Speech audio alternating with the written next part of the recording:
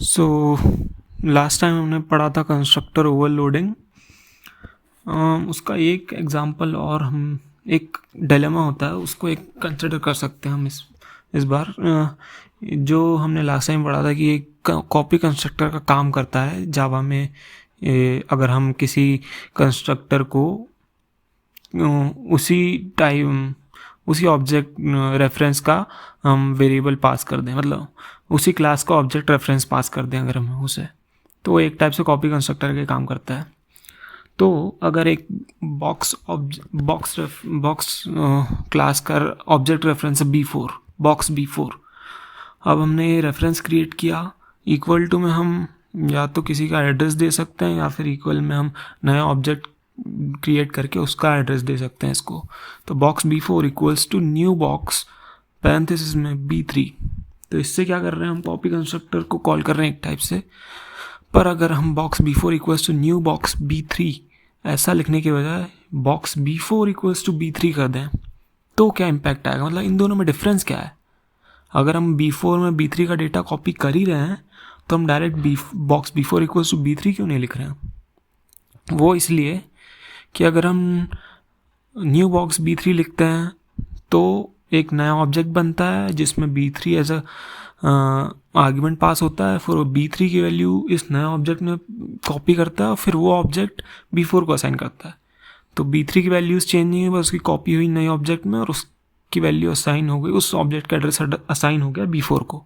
तो B4 B3 जैसा बन चुका है और दोनों अलग अलग हैं अभी। लेकिन अगर box B4 equals to B3 लिखेंगे हम, तो B3 जो एड्रेस को पॉइंट कर रहा है उसको ही उसी ऑब्जेक्ट को B4 भी पॉइंट करने लग जाएगा। फिर वो दोनों एक ही ऑब्जेक्ट को पॉइंट करेंगे, तो या हम B4 में कुछ चेंज करेंगे तो भी वो उस ऑब्जेक्ट में चेंज होगा और B3 में चेंज करेंगे तो भी उसमें ही चेंज होगा। मतलब B4 और B3 रेफरेंसेस अलग अलग हैं पर वो एक ही ऑब्जेक्ट को पॉइंट कर रहे हैं, तो गड़बड़ हो जाएगी। दोनों में कुछ भी चेंज करेंगे एक में तो दूसरे में भी चेंज हो जाएगा, इसलिए ये गलत है। अब नेक्स्ट चीज़ आती है आर्गुमेंट पासिंग इन जावा। तो आर्गुमेंट पास हम C++ में 3 टाइप से कर सकते हैं।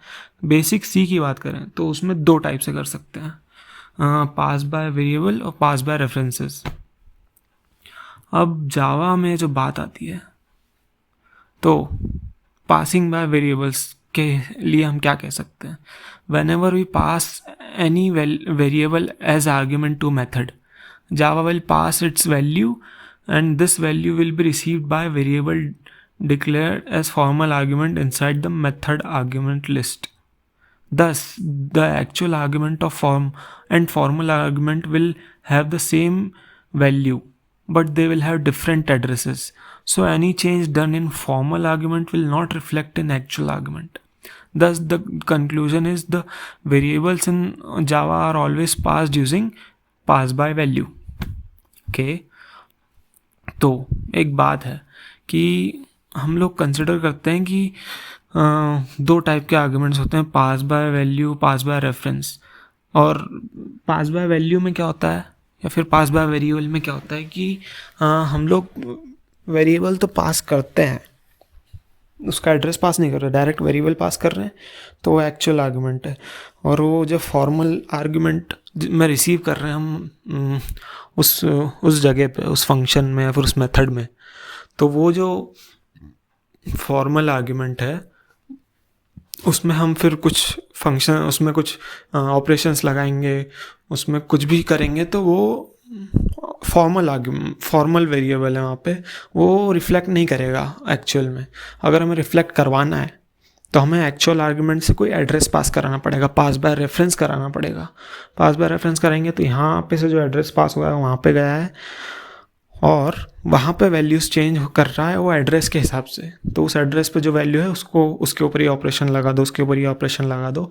तो इस वजह से एक्चुअल आर्गुमेंट भी चेंज हो गया, एक्चुअल आर्गुमेंट वाली वैल्यूज़ भी चेंज होगी, क्योंकि वहाँ पे उसकी कॉपी नहीं बनी है, वहाँ पे एड्रेस गया है और वो चेंजेस कर रहा है।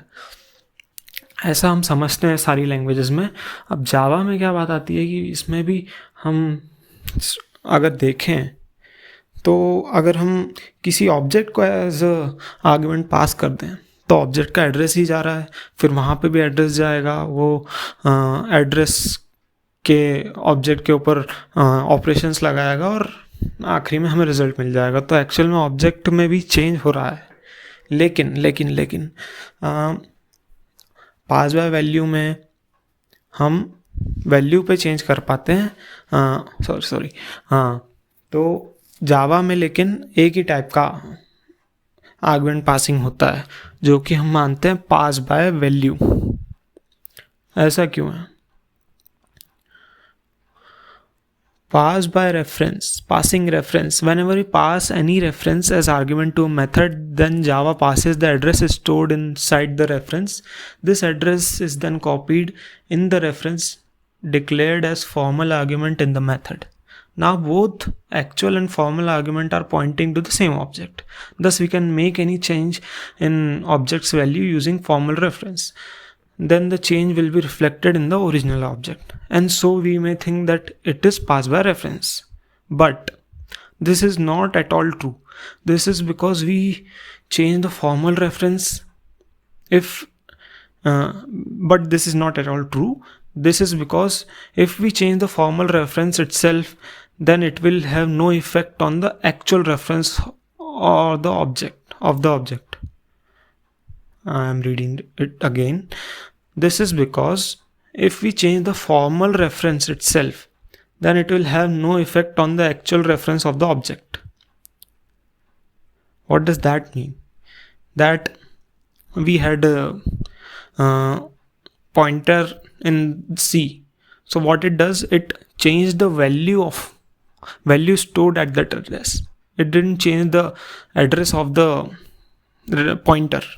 But if we needed to change the address of the pointer or something like that, we took pointer to pointer, which can change the address of the sub pointer, and it can also change the actual value which they are both pointing to.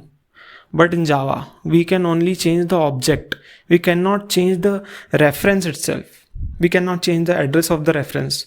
So that's why we call that Java only supports pass by value. So that supports the argument that Java only supports pass by value. Thus we can say that in Java nothing is passed using pass by reference, as Java supports only one argument passing mechanism, and it is pass by value. So in that discussion I had a thought. I said something.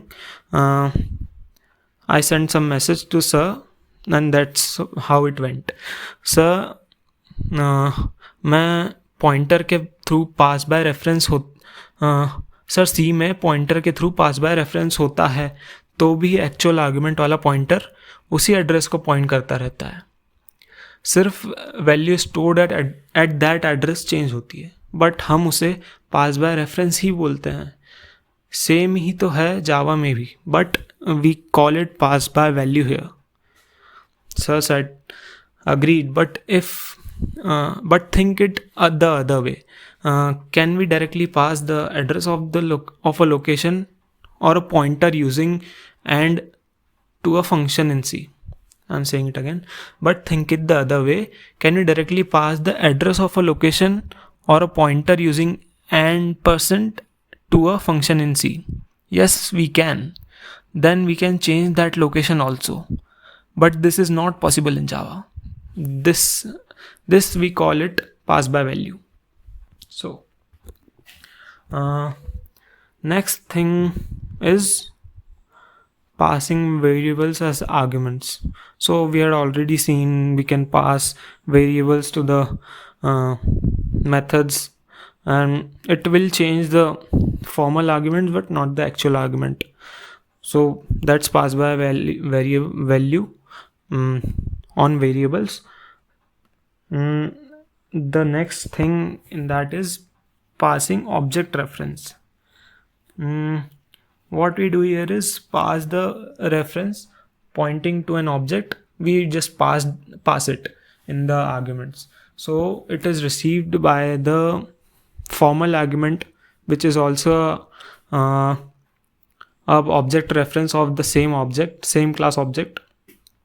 what actually happens is we pass the object here, object reference, its address to which it's pointing to gets transferred into formal object reference. So they both are pointing to same address. That's what happens. There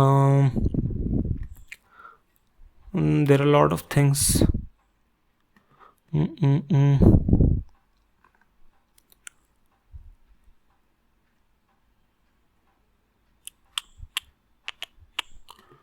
There's passing array reference. So what do we do here? Yeah, so if we want to pass array as a reference, pass by value, we want to pass an array reference. So what we do, we pass the name of the array. Suppose int square bracket arr equals to 10 20 30 40 50. That's an array. We want to double each element of that array. So we first create the object of the class, then we pass it to the doubler method which we'll create. So obj.doubler bracket में arr, simple. वो वहाँ पे receive होगी एक integer square bracket BRR reference में, क्योंकि reference तो ऐसे ही बनते हैं एरे के, डेटा टाइप स्क्वायर ब्रैकेट्स फिर एरे का नाम, वहाँ पे भी इंटीजर स्क्वायर ब्रैकेट BRR, ऐसे कुछ रेफरेंस में रिसीव होगा वो एड्रेस, फिर उसके ऊपर ऑपरेशंस लगाए जाएंगे और फिर हमें आंसर मिल जाएगा. और इसके बहुत सारे एग्जांपल हैं देखने के लिए, but anyways.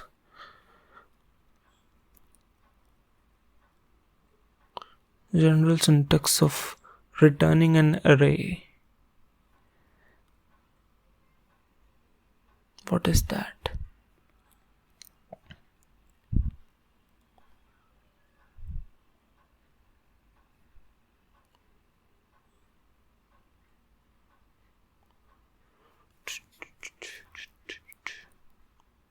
Access modifier, data type, square bracket, method name, list of arguments, method body, return. अगर हमें रिटर्न करना होता है एरे का रेफरेंस तो डायरेक्ट रिटर्न लगाओ और एरे रेफरेंस का नाम लिख दो, सिंपल.